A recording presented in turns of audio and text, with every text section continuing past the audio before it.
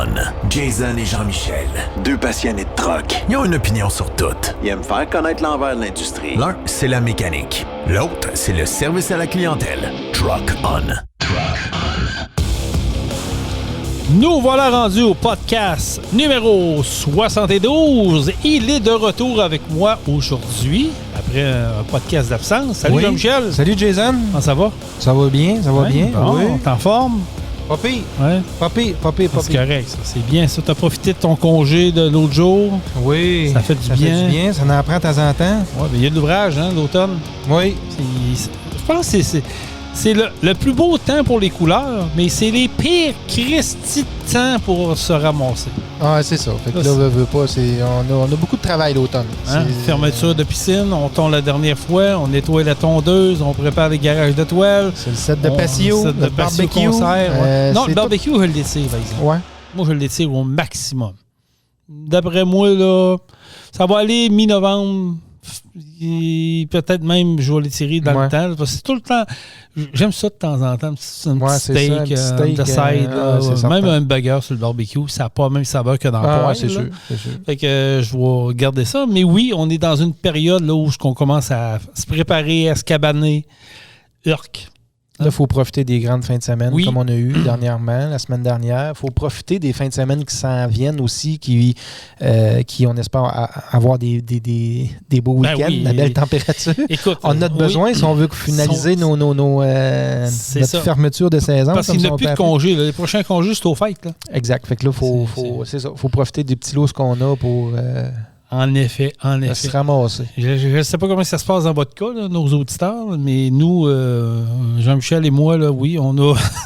nos prochaines fins de semaine sont très occupées. Oui, quand même. Puis toi, d'ailleurs, dans ton cas, tu as une petite chirurgie qui s'en vient. Oui, exact. Fait que, ça va m'handicaper. Ça va m'handicaper un petit peu pour 2 week-ends certains. Fait que ça va aller vite. Ça va aller encore plus vite. Je vous rappelle que Truck On est présenté par Pro Diesel, Bellechasse, Rive-Sud. Nous sommes situés à Saint-Anselme, au Giratoire. Vous ne pouvez pas nous manquer. 8 portes de garage. Vous avez besoin de nos services pour la mécanique, des problèmes durés, diagnostic moteur, électronique, rebâtir un ECM, programmation, amélioration du moteur. Bref, il n'y a pas de secret pour nous. Contactez-nous. Exact. 418-291-234. Appelez-moi. Je vais vous rencontrer. 581-309-5659. On fait tout ce qu'un moteur diesel. Ça peut être du stationnaire. Ça peut être des véhicules lourds, la machinerie lourde, des pick-up. On fait ça. Ça va nous faire plaisir de vous donner notre savoir-faire, surtout avec un ingénieur en programmation. Ça, c'est le MOS, le NEC plus ultra, comme on dit. Oui, exact. Non, mais c'est vrai. Et pour vrai, là, ça change tout. Ça change tout, puis on le voit. Là, on a beaucoup de téléphones. Puis d'ailleurs, tu sais, problème de durée, il y en a qui disent pourquoi vous ne le dites pas. Ben, on peut le dire. On fait du délit de durée. Je pense qu'on peut en parler. C'est pas un secret de polichinelle pour personne. Moi, c'est ça. Mais je parle avec des clients dans les dernières semaines. Puis j'ai l'impression que c'est devenu une gale, ça. J'ai l'impression que c'est devenu de plus en plus des problèmes majeurs, le système durée qu'on a voulu créer pour sauver la planète. Ça ne s'améliore pas, là. Mais pourquoi qu'on va là? Puis pourquoi qu'on fait... Qu'est-ce que ça cache derrière tout ça? Il est là, mon raisonnement, parce qu'il y a beaucoup qui se posent la question. Là. C'est clair qu'il y a un côté environnementaliste en arrière de tout ça, là, on le sait, là. Mais ça ne s'améliore pas. Le procédé est encore presque pareil. Ils ont eu des petites améliorations, mais ça ne rend pas le système plus fiable. Non, ça je sais.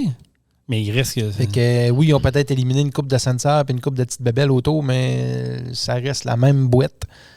C'est aussi problématique qu'il y a 4, 5, 6, 7, 8, 9 ans. Là. Parce que quand on dit que le temps, c'est de l'argent, quand tu es toujours arrêté, tu es toujours en régénération, que ton truck arrête trop souvent, avec un moment donné, ça coûte cher en entrepreneur là, ou une flotte de camions. Là. Oui.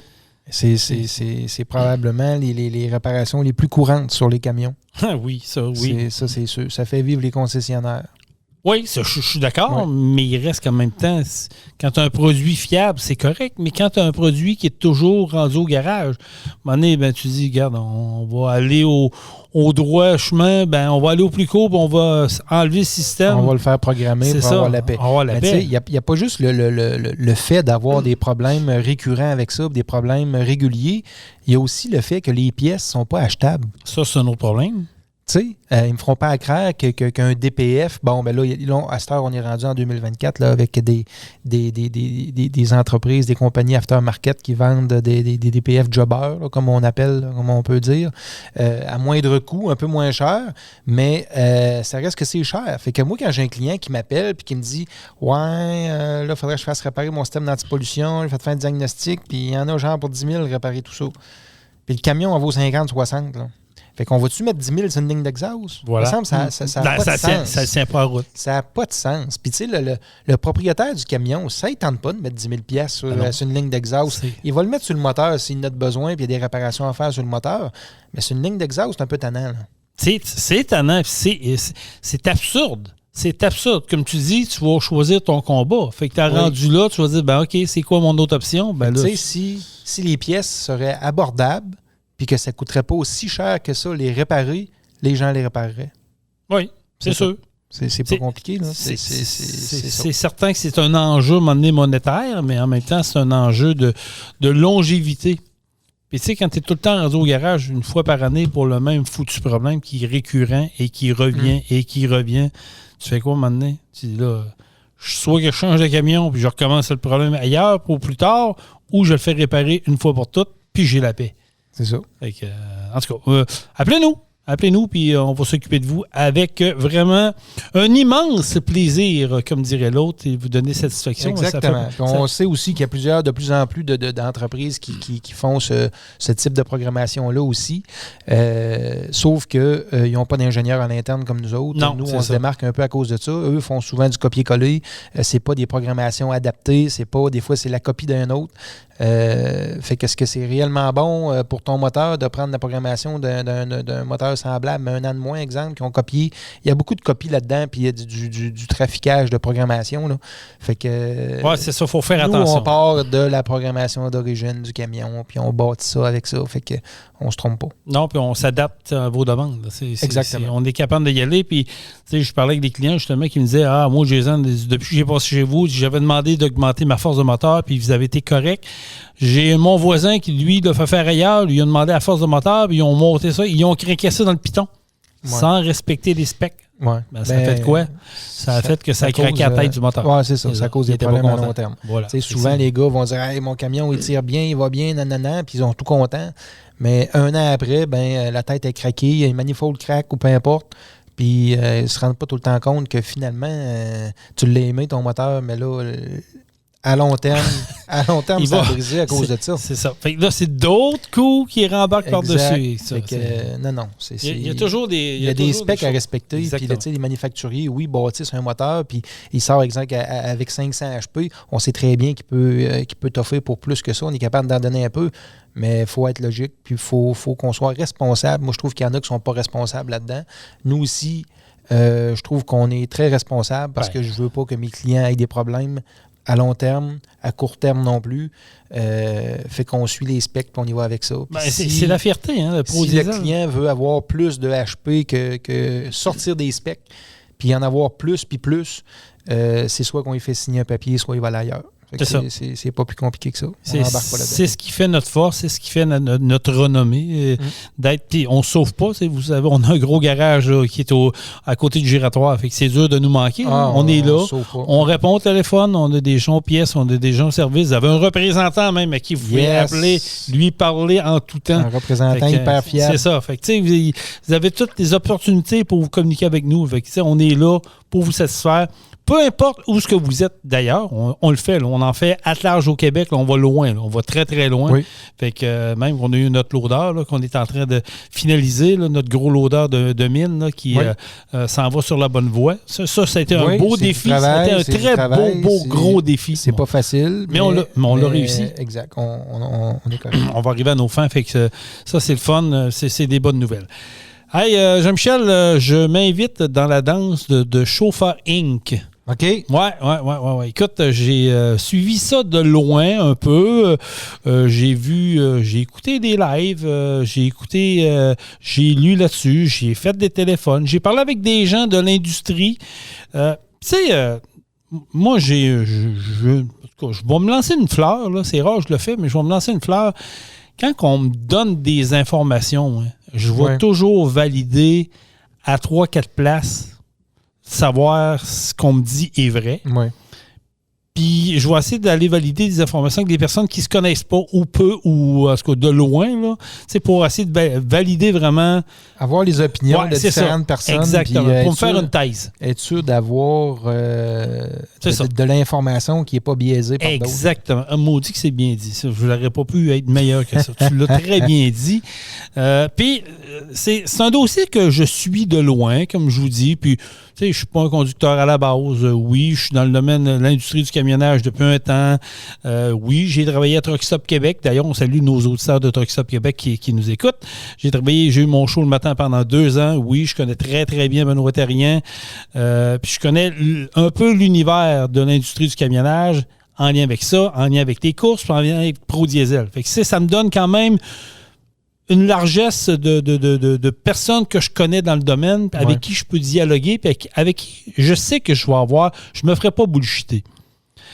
Puis, Chauffeur Inc., on ne se comptera pas de mentir, c'est un dossier hyper complexe, puis en même temps qu'il ne l'est pas.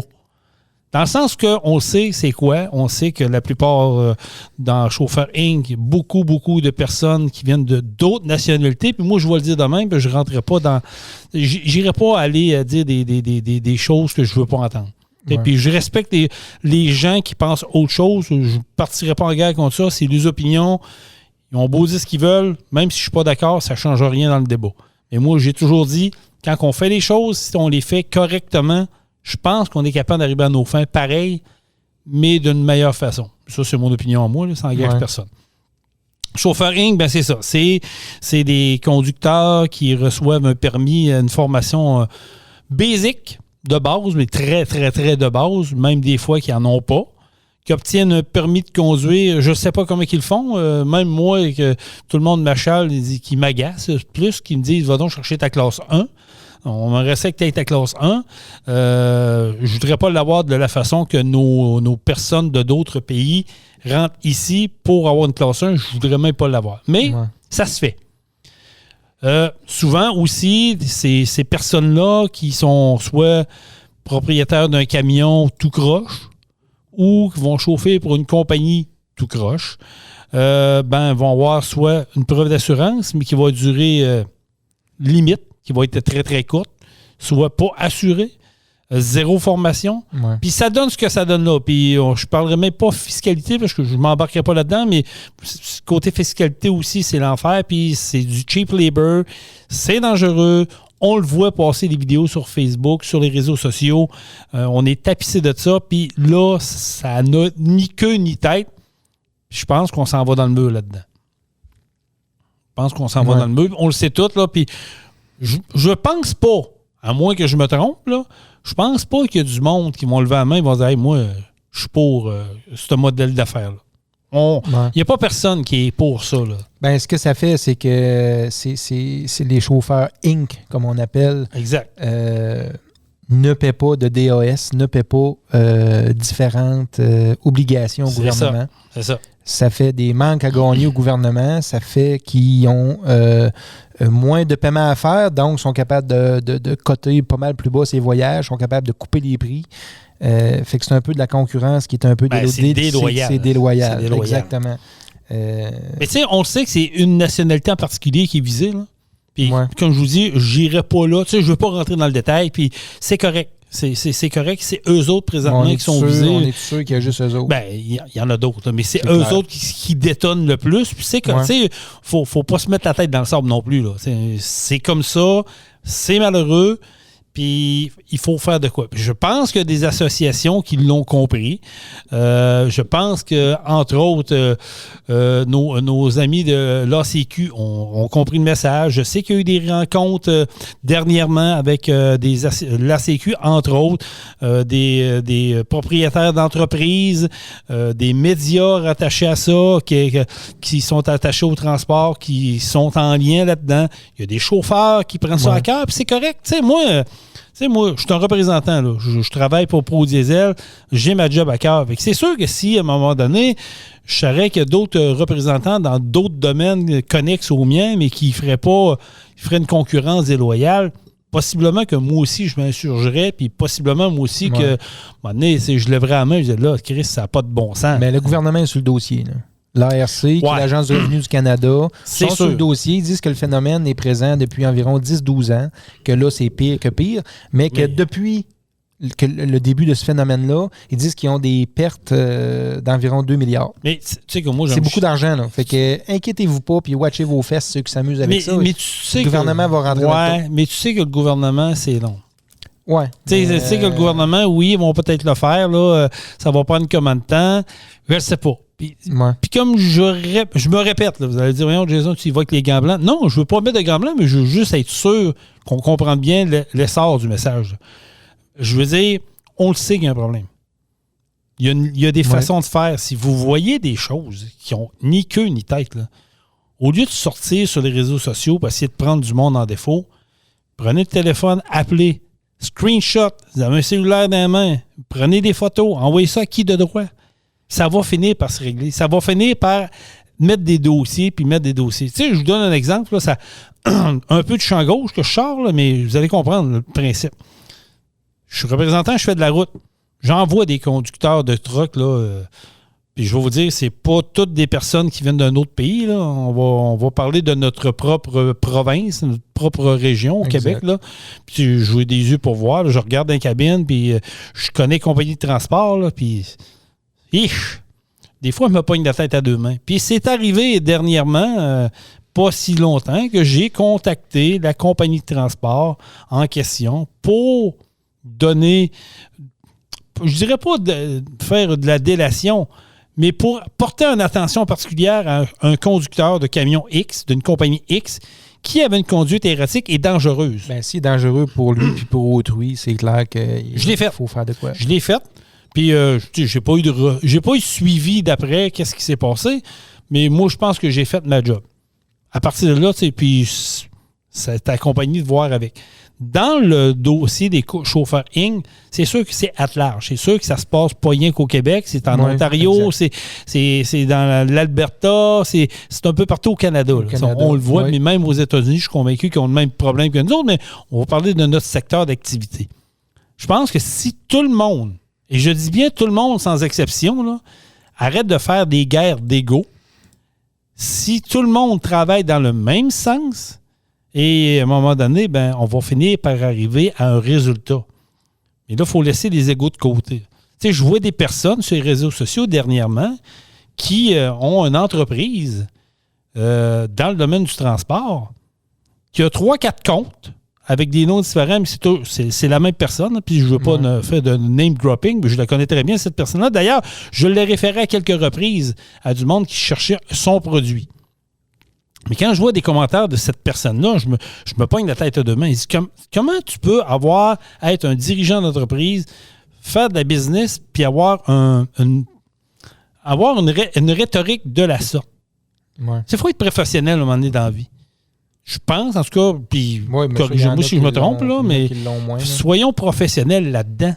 Puis d'aller planter un autre par en arrière, puis aller faire des sous-entendus sur une publication Facebook d'un « fais attention, dis pas ça parce que lui, il t'écoute », ça fait bébé la laine. Ouais. Si vous voulez travailler dans le même sens, travaillez dans le même sens. Travaillez dans tout le monde ensemble. Puis même si tu n'aimes pas ton voisin, puis ça peut arriver, c'est correct. C'est pas tout le monde qui m'aime, puis j'aime pas tout le monde, mais je respecte. Ça, je trouve que la base numéro 1, c'est le respect. Donc, faites-le correctement. Arrêtez de vous tirer des roches, arrêtez de vous tirer les cheveux, puis arrêtez de vous bomber le torse. Moi, je suis plus fort que l'autre. Non. Il faut travailler ensemble.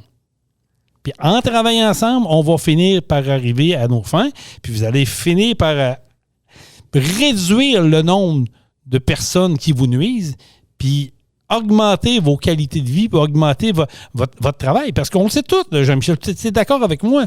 L'industrie du transport, s'il n'y en a pas demain matin, l'économie est à zéro. Ah, l'économie, oui, c'est ça, exact. C'est zéro. C'est le cœur de l'économie. C'est le cœur de l'économie. Ça passe partout. Regardez la 40 juste pour nous autres, là, on est proche d'ici, mais regardez toutes les autoroutes. Là. Regardez tous les commerces, les Costco de ce monde. Là. Ouais. Les Walmart de ce monde, les Canadiens. Nommez-les toutes les entreprises qui carburent, les quincailleries au Canada, au Québec, là, ils ont tous besoin de transport. Les épiceries, le pétrole se transporte par camion. Et je veux dire, tout le monde a intérêt à ce que ça fonctionne correctement. Exact. Fait que oui, c'est très, très bon de dénoncer, puis faites-le. Montez-vous un dossier s'il faut. Ben, vous n'êtes pas obligé de crier sur les toits, là, mais montez-vous un dossier. Vous avez des lignes téléphoniques qui sont attitrées pour vous. Là. Allez sur le site de l'ACQ. Là, tout est détaillé là. Allez le faire. Allez donner allez porter des documents. Mais il y a quelque chose à faire là-dedans. Mais moi, ce que je demande là, aujourd'hui là, à toute l'industrie, puis à tous ceux qui... Il y a des personnes qui sont plus fortes que d'autres sur les réseaux sociaux, puis c'est correct, ça en prend. Des personnes que je connais très bien. Puis qui ont à cœur l'industrie. Puis que oui, des fois, ça fait pas notre bonheur. Puis des fois, ça sort tout croche. Puis des fois, on n'est pas... C'est pas donné à tout le monde. Je comprends ça. Mais il faut que ça arrête à un moment donné de faire du bashing. Il faut travailler tout dans la même direction. Puis si vous n'êtes pas content, vous n'êtes pas obligé de commenter. Puis si ça ne fait pas votre bonheur, vous pouvez faire un pas de recul, vous retirer. Mais il y a des personnes qui ont intérêt à travailler dans le bon sens. Moi, c'est de même que je vois. C'est de même que je le vois. Là. Il faut juste que ça... faut juste que ça nuise pas à votre intérêt personnel, puis il faut juste que ça nuise pas à l'industrie du camionnage. Tout simplement. Travaillez dans le même sens. Puis oui, mettez vos égos de côté pour ce combat-là. Peux-tu, pour une fois, dire OK, regarde, mettons notre égo de côté, là, qu'est-ce qu'on ferait là, tous ensemble? Là? Puis c'est tout. Vous allez voir. Vous êtes tous des adultes. Là. Vous n'êtes pas des enfants de 8 ans. Vous êtes tous des adultes. Toutes les personnes qui sont concernées là-dedans, c'est des adultes qui gagnent très bien leur vie, qui veulent la gagner, qui veulent protéger une industrie qui est très importante pour l'économie. Je pense qu'il faut le faire correctement. Exact. Puis ça ne se réglera pas demain matin. Non, c'est un phénomène, c'est un problème qui est rendu un peu éparpillé partout. Fait que absolument. Ça va être dur à breaker. Mais c'est ça. Il va falloir qu'il se passe de quoi à un moment donné, parce que c'est sûr qu'il y a des compagnies qui sont honnêtes, ils vont payer pour les autres. Oui. C'est ça qui est plate. C'est ça. Mais il faut justement faire des choses correctement dans les règles de l'art. Je sais, je répète, puis je radote, là. Chambre du gars qui radote, mais je trouve ça important. Là, vous allez dire, c'est bien, tu plaides parce que tu es difficile sur Truck Stop Québec. Non, ça n'a pas rapport. C'est mon opinion, moi. Puis ça arrive, là, je ne suis pas toujours d'accord avec Benoît Therrien. Vous pourrez y demander là, quand vous allez le rencontrer. Ça arrive des fois que je ne suis pas d'accord avec Benoît dans d'aucune des circonstances. Puis même avec Jean-Michel, des fois, ça arrive des fois qu'on n'a pas la même opinion. Puis ça fait correct, partie de la game. Ben oui, mais on a le droit à chacun notre opinion. Il faut respecter ça. Exact. Et voilà, tu viens de le dire. Oui. Il faut se respecter là-dedans. Exact. Puis ça, ben c'est dans tout. Je fais des courses, j'anime des courses de camions, ça fait 19 ans à Saint-Joseph. Puis j'entends des histoires de tout bord, tout côté. Mais je me dis, mon Dieu Seigneur, à un moment donné, il faut que ça arrête. Là. C'est le même phénomène. Mais c'est souvent les mêmes personnes qui amènent des informations. C'est-tu vrai? C'est-tu pas vrai? C'est-tu juste pour attirer l'attention? C'est-tu juste pour avoir des clics? Je le sais pas. Ouais. Tu sais, je suis pas rendu. Je suis pas là, puis moi, je suis pas rendu là. J'ai un compte. J'ai un compte Facebook, il est ouvert, il est public. Tout le monde peut y aller voir. Tu sais, je ne me cache pas derrière des faux comptes. Les personnes qui parlent, c'est des comptes publics, puis ils s'identifient, puis on les voit, c'est correct.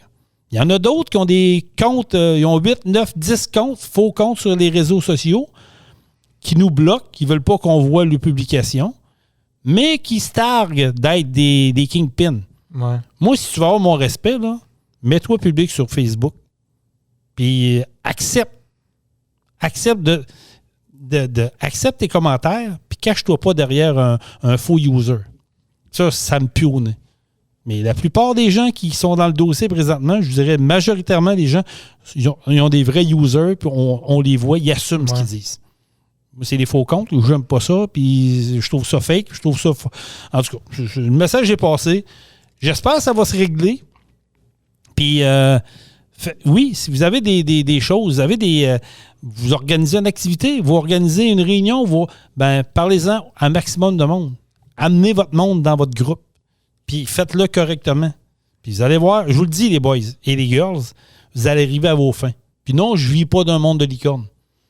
Mais j'ai été élevé de même. Mon père m'a élevé de même. Il fait les choses de la bonne façon, puis tu vas arriver à tes fins. Exact. Puis tu sais, Jean-Michel, même affaire pour toi, hein? C'est ça. Oui. C'est le même dans le business. Tu n'as pas le choix, c'est comme ça. Ça va être un dossier à suivre. Ça va se parler partout. C'est sûr, c'est rien d'être réglé. Mais je pense qu'on est rendu là. Puis faire front commun, on est capable de le faire. Faire correctement, j'y crois énormément. Parlons innovation, Jean-Michel Pouliot. Oui. On a parlé dans notre un podcast 69, si je me souviens bien, on a parlé d'intelligence artificielle. Oui. T'en souviens? Oui. Puis je me posais la question, est-ce qu'un jour l'intelligence artificielle va finir par arriver dans le monde du transport qui pourrait peut-être venir en aide au dispatch de ce monde? Parce que c'est une job de fou, là. On se l'a déjà dit, mais on le sait, c'est une job qui demande énormément. Puis moi, je pense que oui, l'intelligence artificielle peut venir en aide à ce genre de travail-là, puis peut-être alléger, peut-être pas remplacer éventuellement, mais peut-être apporter. Tu sais, on est allé voir le salon d'industrie à Québec dernièrement, le salon, qu'est-ce que je veux le dire, là, je le dis devant moi, là, attendez, je vais aller voir ça ici. C'est le salon industriel de Québec. Bon, on est allé, toi et moi, au salon industriel de Québec dernièrement. Et puis, écoute, j'ai pogné 2 minutes. Moi, je vais vous avouer, ben honnêtement, là, j'ai pogné 2 minutes en rentrant là parce que oui, je m'attendais à avoir des kiosques. Oui, je m'attendais à avoir du monde. Puis oui, je m'attendais à avoir de quoi d'être quand même intéressant. Mais je vous dirais que, sans exagérer, je pense que 85% des kiosques là-bas, c'était tout maintenant robotisé. Toute la robotisation, l'intelligence artificielle qui était maintenant au service de l'industrie. Je me trompe-tu? Non. Pas mal ça, hein? Oui. Ça ressemblait pas mal à ça. Oui, c'est ça, exact. C'était beaucoup... c'est informatisé à plein. Des robots, des façons de faire. Tu dis, OK, là, on est vraiment rendu là, puis la tendance ne reculera pas. La tendance va s'améliorer, va changer avec le monde. Puis on n'a pas le choix. Pénurie de main-d'œuvre oblige. Les industries n'ont pas le choix. S'ils veulent être compétitifs puis ils veulent continuer à progresser, je pense que la robotisation va venir en aide. Mais ce matin, avant de taper le podcast, je faisais des petites recherches sur Google puis j'ai vu un reportage qui vient de Transport Écono-Nord, que je ne connaissais pas. Puis il parle d'innovation dans le secteur du transport, l'ère du camion. Voyons, j'ai un chat dans la gorge ce matin. L'ère du camion digital. Ça dit quelque chose, ça, Jean-Michel? Non, je suis en train de regarder ça, puis je vais t'écouter. Écoute, non, mais je veux que tu embarques avec moi là-dessus. Là, tu pourras lire en même temps que je vais en parler un peu, mais tu sais, la prémisse, c'est jusqu'où iront les avancées technologiques. C'est un peu ce qu'on se posait comme question l'autre jour. Jusqu'où le cerveau humain peut-il pousser l'innovation? La réponse semble incertaine et limite à ne pas exister.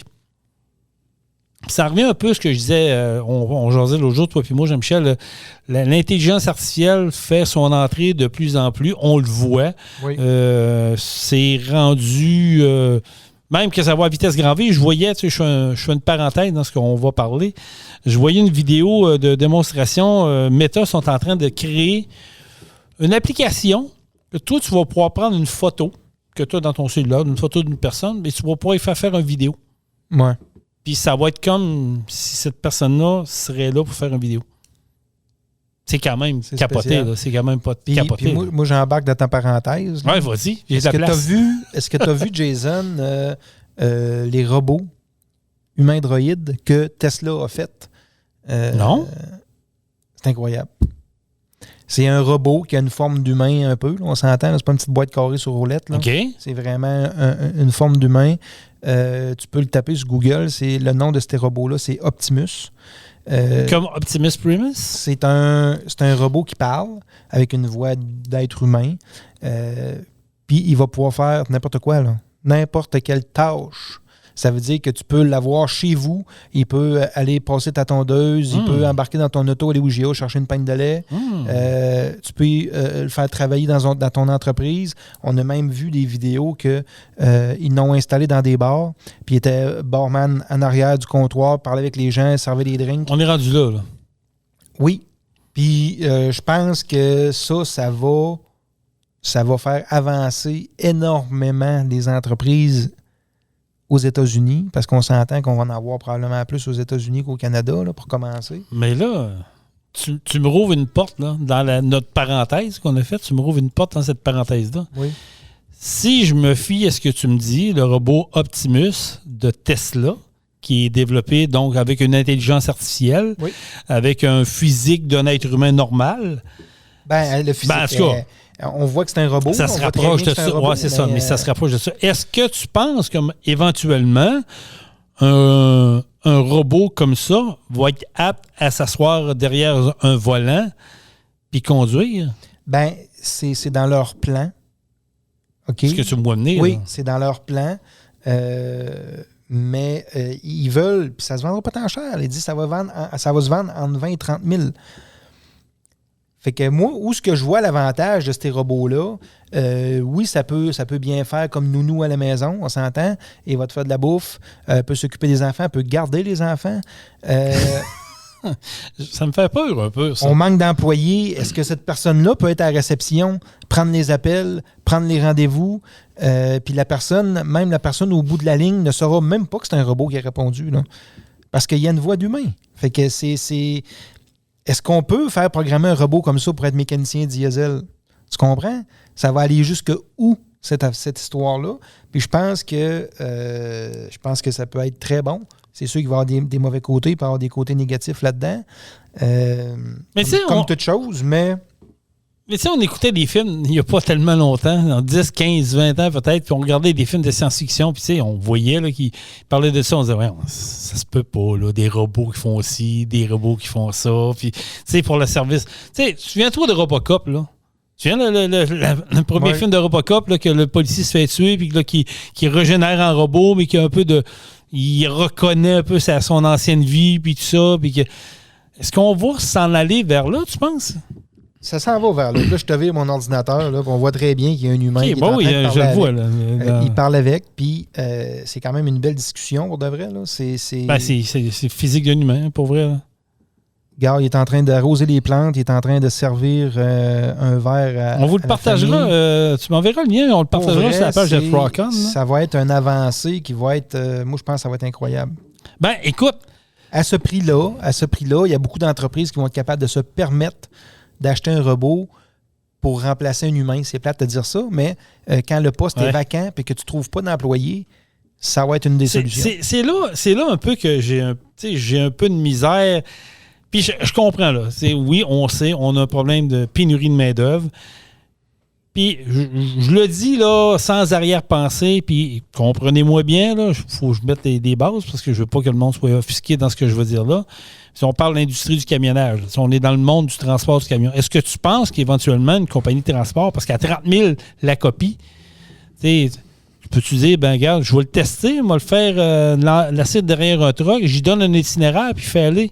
Moi, je pense qu'il n'y aura même pas de robot qui va être assis sur le banc, il n'y aura personne, puis c'est tout. Tu penses? Oui, ils ont déjà présenté, en même temps que ces robots-là, ils ont présenté le taxi. Ouais, ça, je l'ai vu, ça. Je l'ai vu. Mais non, mais ce que je veux dire, c'est que moi, un truck autonome, oui et non. Tandis que si tu mets un robot derrière le volant qui est quand même capable d'analyser en temps réel toutes les données, prendre toutes les données, tout capter, tout ça, puis il peut débarquer pareil. Tu comprends que le principe du robot taxi, là, je l'ai trouvé, c'est le robot taxi de Tesla. Sont encore en prototype, ils ont fait beaucoup de tests. Là. Bon, le principe est super simple. Là. Tu calls un taxi via une application web sur ton cellulaire. Le taxi arrive, l'auto arrive en avant de chez vous. Il n'y a personne dedans.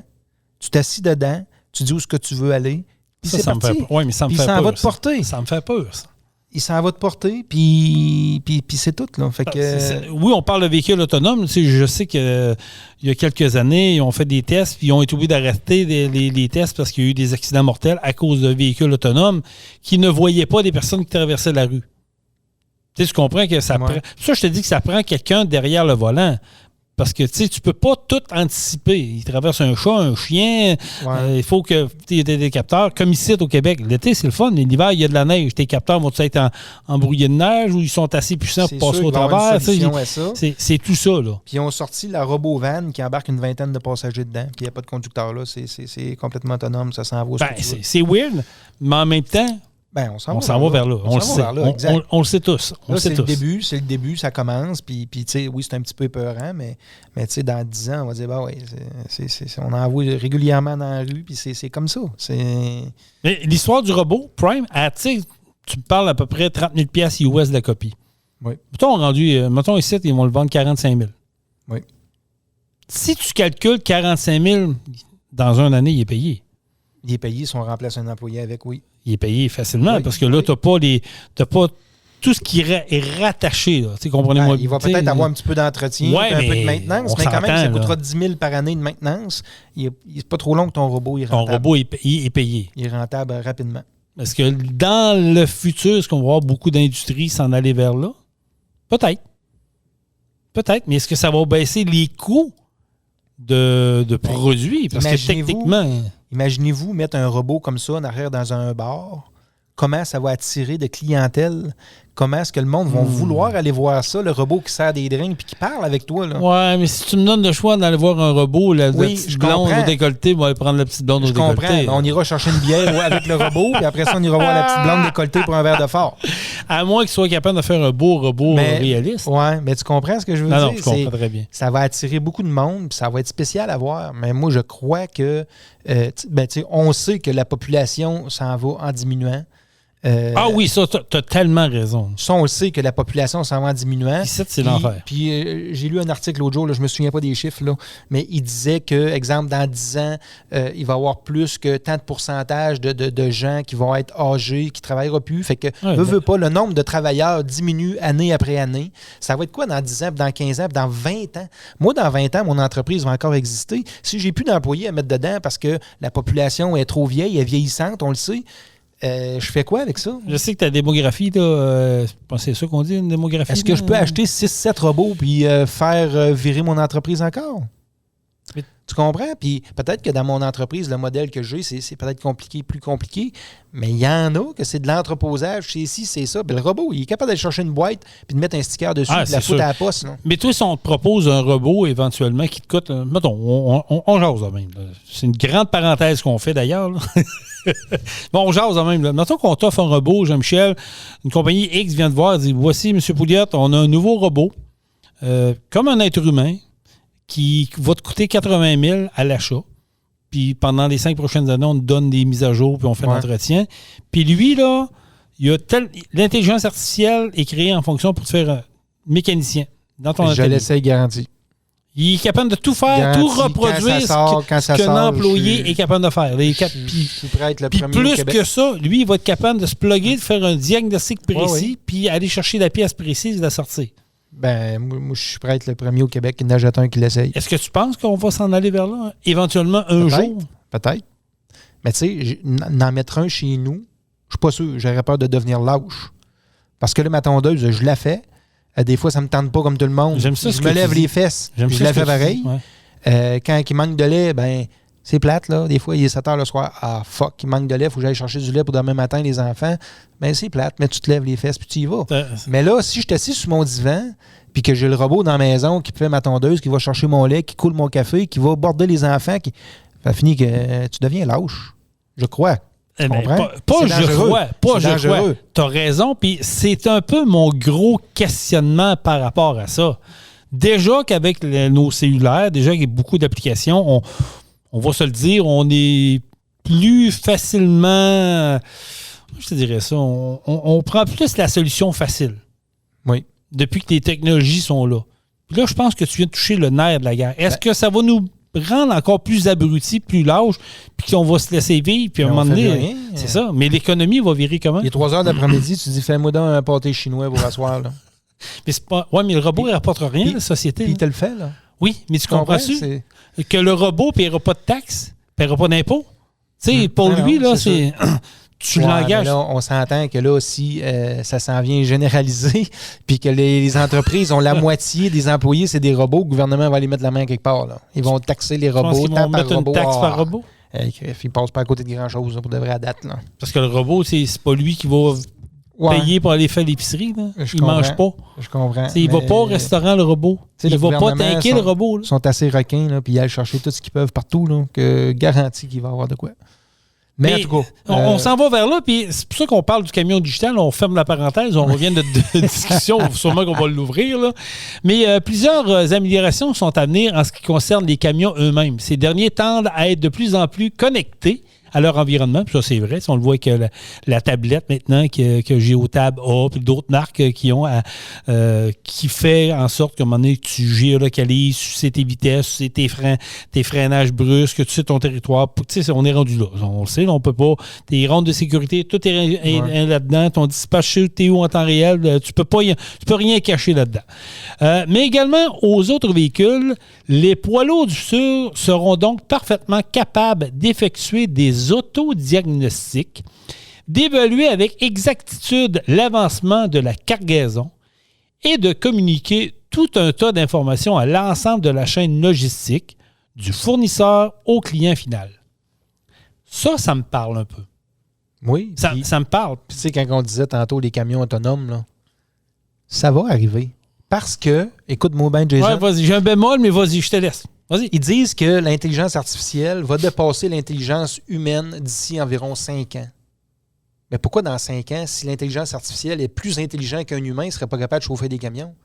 Il va rouler sans pile, il ne débordera pas dans la ligne blanche. Il va. Tu comprends, là? Oui, mais ça va prendre plusieurs capteurs. C'est pour ça que je te dis que. Ah, ben ça, ils vont le faire. Oui, là. Je le sais. Les automobiles, ils se parquent déjà tout seuls, là. Il y en a. Fait qu'on s'entend-tu que il y en a, t'as raison. Ça s'en vient, là. Bien plus vite qu'on pense. Bien plus vite qu'on pense. T'as raison. C'est vrai qu'on commence à avoir des véhicules qui sont quand même parqués tout seuls. T'as raison. C'est vrai. Tu sais, moi, mon véhicule, là, je le mets en mode automatique. Je suis sur le cruise, je le mets en mode automatique. Je me souviens plus du nom que ça a. Ouais, c'est le cruise adaptatif. Exact. Il suit le trafic, là. Je suis sur le cruise à 110, puis s'il détecte que l'auto en avant roule 80, il va baisser à 80, puis il va suivre le trafic, puis il s'en va comme ça. Je sais puis mon volant bouge tout seul. Ça veut dire que si je dévie un petit peu vers la ligne, il me ramène tout seul. J'ai même plus besoin de tenir le volant. Fait que ça s'en vient. Oui, mais ça revient avec ce que tu as dit tantôt. Est-ce que ça va nous mettre de plus en plus large, puis nous développer l'instinct du conducteur? Moi, ce que j'aime de conduire, là, c'est d'avoir le contrôle de mon véhicule. Oui, ben moi, j'aime pas ça. Je le mets jamais. Le cruise adaptatif, la conduite. Mais si on s'en va là, il y en a beaucoup qui vont se servir de ça parce qu'ils vont avoir le nez tout le temps dans le cellulaire. Il faut se servir de ça comme outil. Pas se servir de ça pour... Tu comprends? C'est là que c'est ça. Qui va peut-être avoir une mauvaise utilisation pour certains avec ça. Là. Mais moi, ce que j'aime dans ce que Econonor mettent sur le site Internet, la façon dont ça va être fait, le camion digital.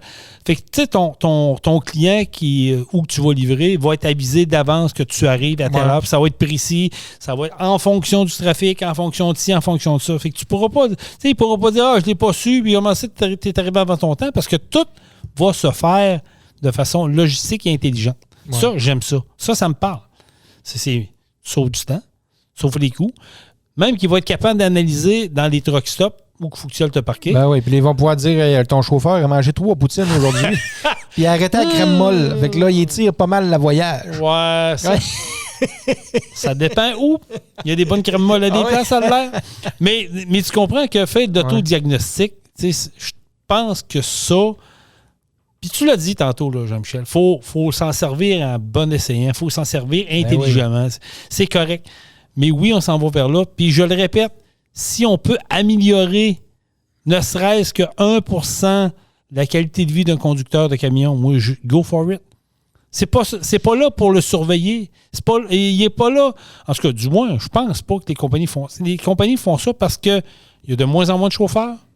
La relève est de moins en moins là. C'est un outil de travail. C'est ça. Puis on veut éliminer Oui, les pertes de temps, on veut éliminer que le conducteur arrive sur un client puis finalement, il fait pour rater 3-4 heures là, pour rien. Là. C'est drôle, ça. Puis ça arrive, ça, là. Oui, c'est certain. Mais c'est sûr que le but, là, je crois pas que le but premier des entreprises, c'est de surveiller. Non. Sauf que si tu t'aperçois que ton chauffeur a arrêté 3 fois dans l'après-midi, puis c'était pas fait pipi là, parce qu'il n'a pas arrêté pour rien que 5 minutes, ça se fait amener, amène-toi une sandwich puis continue. Là. C'est ça. Ça se peut que là, le patron il y avait un flag. Là. Ça, la technologie le permet maintenant, puis il faut aller vers là. Mais je pense que le camion digital va apporter un plus-value. Ouais. C'est toute la rentabilité. C'est les compagnies, tu le sais, tu es un entrepreneur, Jean-Michel. La compétition est tellement c'est ça. Faut être optimal, il faut être dans les prix. C'est pas long que si tu arrives chez un client et tu arrives 3 heures en retard, à un moment donné, le client va tirer à switch, je vais dire, regarde, moi, je passe un autre appel. Ouais, mais il y a beaucoup de gens aussi qui ont peur du changement. Ça oui. C'est épeurant, là. C'est pas savoir où est-ce qu'on s'en va avec ça. Le logbook électronique en est la plus belle exemple. Je m'en allais. Hey, tout le monde avait peur de ça. Ça n'a pas de bon sens. La Terre est en train d'arrêter de virer. Là. Et ça, c'est vrai. Hein? Puis ça se fait pas des années. Là. Ben non, ça fait pas longtemps. Puis c'est vrai, est-ce que tu dis là, je me souviens encore, j'entends encore des paroles. Moi, c'est terminé. Aussitôt qu'ils rentrent ça dans mon truck, je démissionne, j'arrête de chauffer. Puis ces gars-là, ils chauffent encore. Puis tu les emplis ton log. C'est pas pire. Parce que là, c'est dur pour l'orgueil. Là, parce qu'ils ont chiolé assez longtemps. Mais finalement, ça fait un job. Là. Je pense que c'est 1%. Ou 0.1%. Avec ton log papier, là, combien de fois que les gars essaient de remplir j'ai pas de stylo, j'ai mis mon stylo, ma règle, tu sais, maintenant. On le sait tous qu'il y en a qui le trichaient. Là. Ben oui, c'est clair. Là, c'est ceux-là qui ont chialé, c'est ceux-là qui peuvent plus tricher, vraiment. Ou ceux qui ont peur de la technologie tout court. Oui, c'est ça. Mais tu sais, tout se fait. Puis du changement. Les compagnies qui vendent des logbooks électroniques, les compagnies qui sont bien nantis là-dedans, ils donnent l'information, donnent du soutien, tu n'es jamais mal pris. Puis c'est facile. Je veux dire, c'est très facile. Si tu es habitué avec un cellulaire, des applications, c'est le même principe. Tu as un Python on, un Python off. C'est facile. C'est facile d'utilisation. Le reste, on fait ça. Il y a user-friendly. Exactement. Je pense que le camion digital va être une continuité de ce qu'on a vu du logbook électronique, selon moi. Là. Oui. Ils disent la télédiagnostic. Le camion digitaux auront bientôt la possibilité de procéder à des auto-évaluations. J'aime ça. Autrement dit, ils seront capables d'anticiper eux-mêmes les éventuelles maintenances à effectuer, mais également les risques de dysfonctionnement qui peuvent arriver sur la route. En cas de problème, le véhicule indiquera immédiatement le garage le plus proche et le plus adapté pour sa solution du dysfonctionnement. Cela devrait augmenter la durée de vie de votre véhicule routier, mais également participer à la réduction des coûts d'entretien. Tu vois, ça, c'est une autre affaire que j'aime bien. Fait que t'es sur la route, t'as un problème. Puis on le sait, l'électronique, c'est rendu ça le nerf de la guerre, là, ces nouveaux camions, là, on le sait tout. Là. Fait que lui, il va être capable de dire ouais, toi, t'as un problème, là, t'as un connecteur qui s'en va.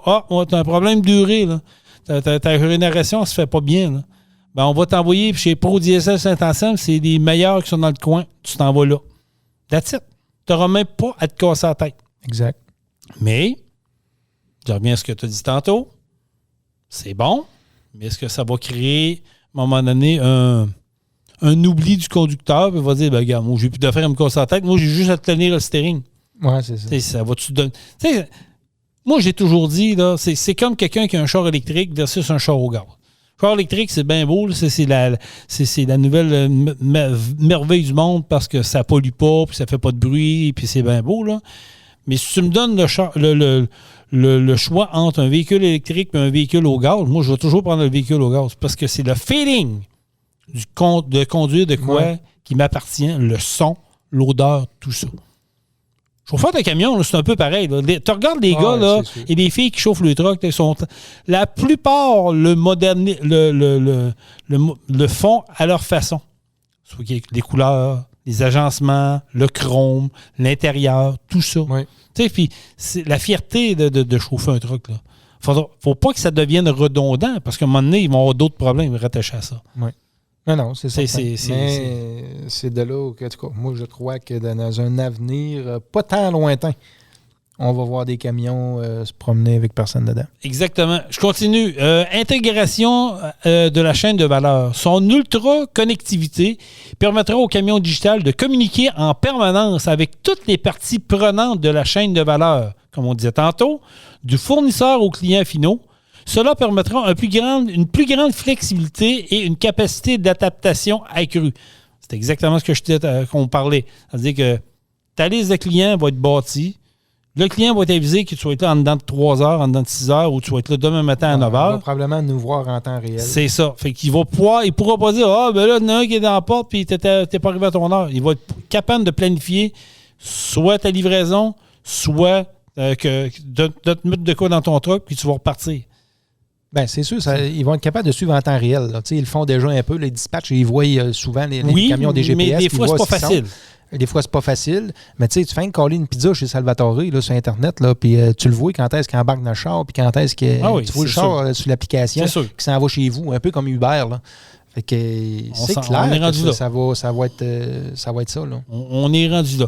La connectivité croissante des véhicules permettra de faire le lien entre le gestionnaire de flotte et le chargeur. Ainsi, il sera possible de connaître avec exactitude le taux de remplissage du véhicule tout en le communiquant en temps réel.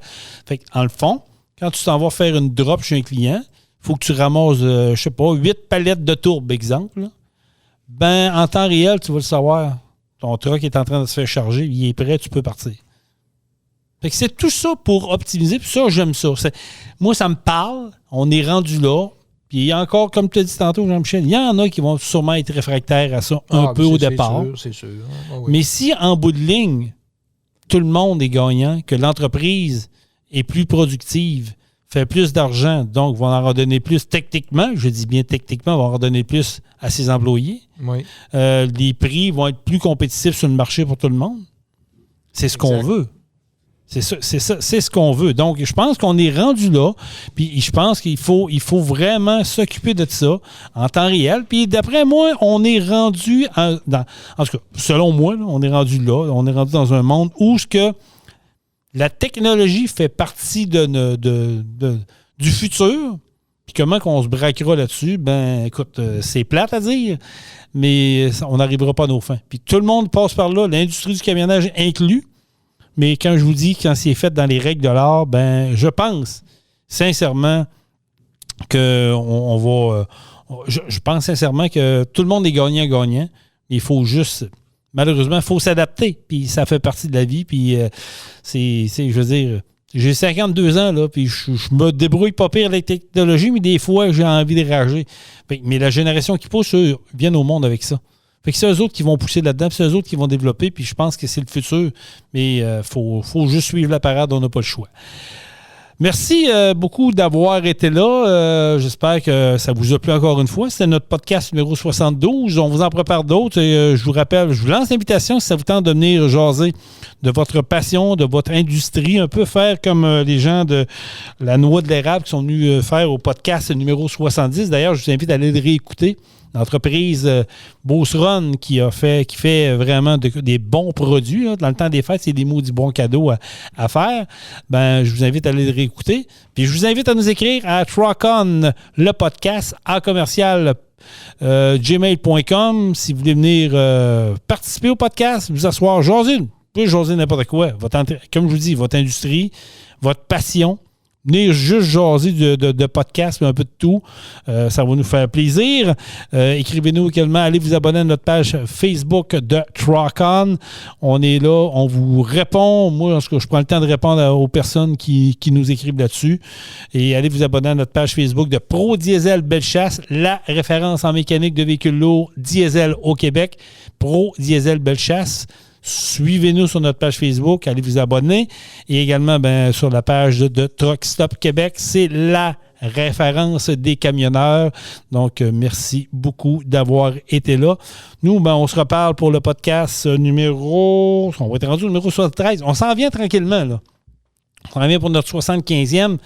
Mais notre 100e, on va essayer de faire de quoi de pas pire pour notre 100e podcast. Là. Il va en rester quand même une couple là, avant de se rendre là, mais qu'on se rende là, je pense qu'on va inviter des gens dans nos studios pour continuer ça, pour qu'on ait bien du plaisir pour le podcast numéro 100. Mais d'ici là, il en reste une couple avant de se rendre là. Donc, voilà. Ça met fin à notre podcast. Merci beaucoup d'avoir été là. Soyez prudents sur les routes. Si vous voyez des choses, vous avez des commentaires, n'hésitez pas à nous écrire. Nous autres, on ne détient pas la vérité, mais on est là pour s'amuser. Truck-On, la gang! Truck On. Vous avez aimé le podcast? Partagez-le et abonnez-vous à notre page Facebook. Truck On. On vous en prépare un autre. Truck On, la gang!